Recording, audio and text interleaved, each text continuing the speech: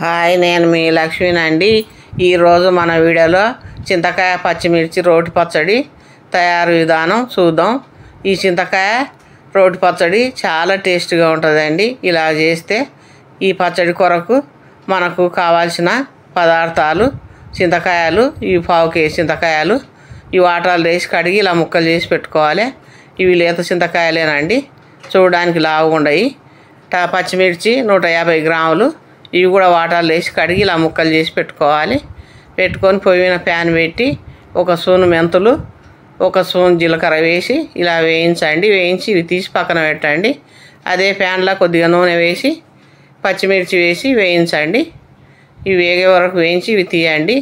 అదే ప్యాన్లో మరి కొంత నూనె వేసి ఈ చింతకాయలు లైట్గా వేయించండి. ఎక్కువ వేయిస్తే దీంట్లో ఉన్న విటమిన్ వేస్ట్ అయిపోతుంది.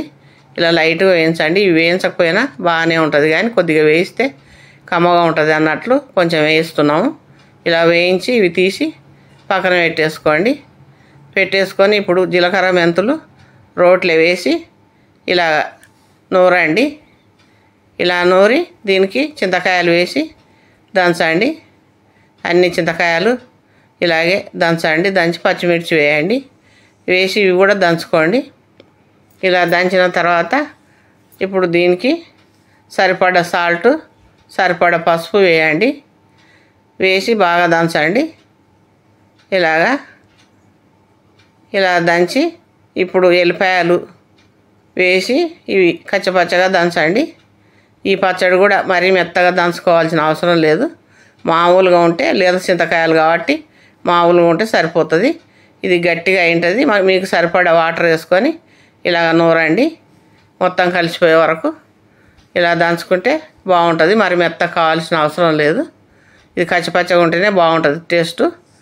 ఇలా దంచిన తర్వాత ఒక గిన్నె తీసుకొని ఇది ఎత్తండి.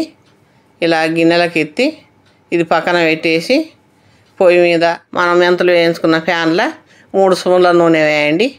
వేసి ఇవి ఆవాలు 1 స్పూను, 1/2 స్పూను జీలకర్ర, 1 స్పూను మినపప్పు వేసి వేయించి 2 ఎండుమిర్చి, కచ్చపచ్చగా దంచుకున్న ఎల్లిపాయలు, కరివేపాకు వేయండి. వేసి వేయించండి.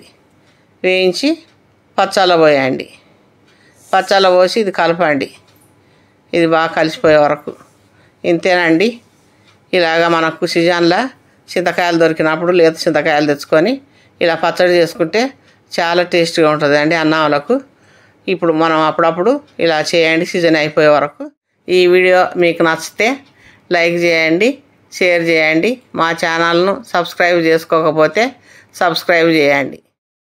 ఈ పచ్చడి ఫ్రిడ్జ్లో పెట్టుకుంటే 1 నెల రోజులు నిల్వ ఉంటుంది. బయట పెడితే 20 రోజులు నిల్వ ఉంటుంది.